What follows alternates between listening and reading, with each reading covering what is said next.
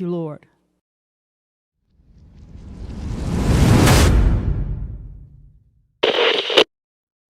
And good morning once again, my brothers and sisters. What a delight it is for me to share another Living Hope Today study with you. Today we find ourselves in 2nd Chronicles chapter 4.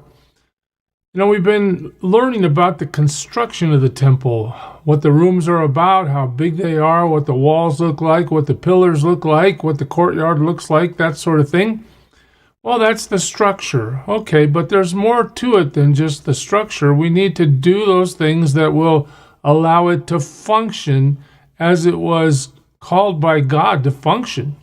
And what is the function of the temple? Well, the presence of God dwells in the Holy of Holies. Although God is omnipotent and everywhere at once, he has consigned himself to meet people there. Well, the other part of this temple is sacrifice. The offerant, the person brings their offering to the priest sacrifices the offering. The priests, for the most part, they performed the sacrifices. They were almost like butchers, killing these animals, shedding innocent blood on behalf of the guilty. Well, today, we see the utensils and the things necessary to make that happen, because that's an essential function of the temple. Let me show you what I mean. Here we are in 2 Chronicles 4. He made a bronze altar. Okay, so let's just look at some of the things that were constructed here. There's a bronze altar. It's 20 cubits long and 20 cubits wide and 10 cubits high. You remember that a cubit was measured from the tip of your finger to your elbow. It was basically 18 to 21 inches.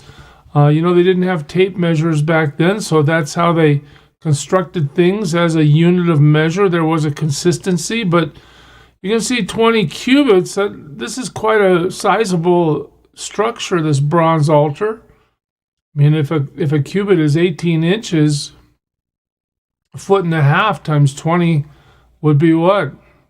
25 feet long? Quite a bit. 25 feet wide, 12 feet high? Wow, okay. 10 cubits high, it might even be 180 inches high, a little over 10 feet.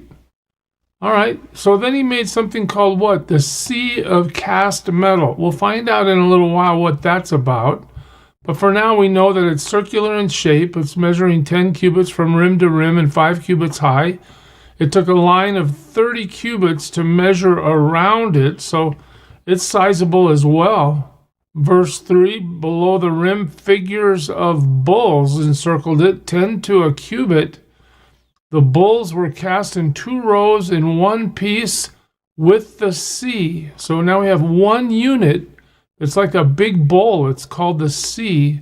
The sea stood on 12 bulls, 3 facing north, 3 facing west, 3 facing south, and 3 facing east. The sea rested on top of them, and their hindquarters were toward the center. So these bulls are facing outward as they support this sea. Verse 5, it was a handbreadth in thickness, and its rim was like the rim of a cup, like a lily blossom.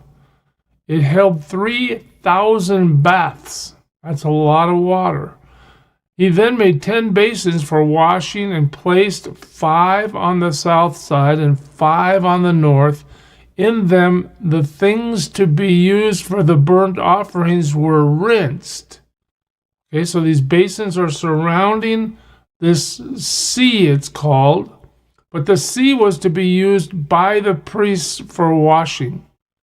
I guess you'd need to do a lot of washing if you were dealing with this much blood and this much death, which is what's happening as a function of the temple.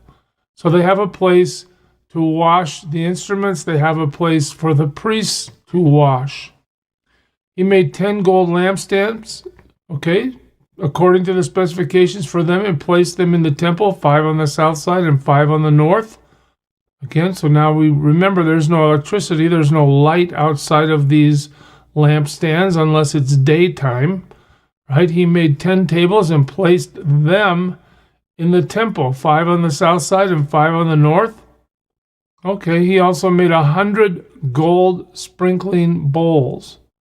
That's a lot of bowls. Again, these are the instruments necessary to carry out the function of sacrifice in the temple. He made the courtyard of the priests and the large court and the doors for the court, and he overlaid the doors with bronze. He placed the sea on the south side at the southeast corner. So now we're getting location explained to us. He also made the pots and shovels and sprinkling bowls. So Huram finished the work he had undertaken for King Solomon in the temple of God. You remember Huram is the king of Tyre. He's helping based on his relationship with David and how that's carried over to Solomon. 2 pillars and 2 bowl-shaped capitals on the 2 bowl-shaped capitals on top of the pillars, and the 2 sets of network decorating the 2 bowl-shaped capitals on the top of the pillars. This is what Huram made for Solomon. The 400 pomegranates for the 2 sets of network, 2 rows of pomegranates for each network, decorating the bowl-shaped capitals on top of the pillars, the stands and their basins, the sea, and the 12 bowls under it, the pots, shovels, meat forks, and all related articles, all the objects that Huram-Abi made for King Solomon for the temple of the Lord were of polished bronze. The king had them cast in clay molds in the plain of the Jordan between Succoth and Zarethan. All these things that Solomon made amounted to so much that the weight of the bronze was not determined. Remember how Solomon said, this is going to be absolutely magnificent. This temple is going to be great because our God is absolutely magnificent. He's the only true God. He's absolutely great. The temple is going to reflect that. Well, here we have precious metals being used and God's name being honored through the wonder of the materials. Well, Solomon also made all the furnishings that were in God's temple, the golden altar, the tables on which was the bread of the presence. Again, this is modeling the tabernacle, only in a much larger scale. The lampstands of pure gold with their lamps to burn in front of the inner sanctuary as prescribed. The gold floral work in lamps and tongs, they were solid gold.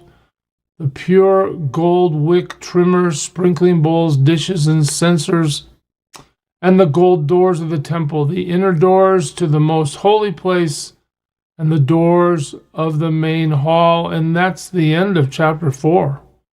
What do we know? Well, a lot of us would skip over this, not really understanding the significance of it. I'm sure if I was a Hebrew rabbi, I might be able to go into more detail, but given my limited understanding, we just need to know that sacrifice was key to the function of the temple. Sacrifice cannot happen unless the utensils and the essentials to make it happen are in place. And we see that Solomon, in the wisdom God has given him, with the resources God has given him, and the help God has given him, Solomon is constructing and now supplying the temple with all that's needed. Again, through chapter 9 of 2 Chronicles, we'll see that this is about the construction and dedication of the temple. It's a great moment in Israel's history, and today we add one more piece to the process to see that that temple gets completed as God has delivered his plan to David. God bless you, church. Serve him well today. Who is it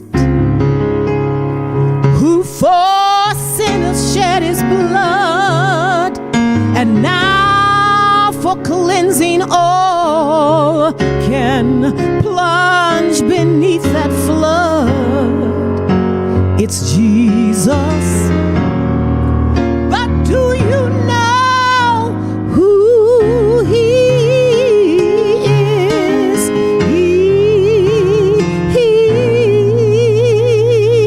He's the image of the invisible God, and he's the bright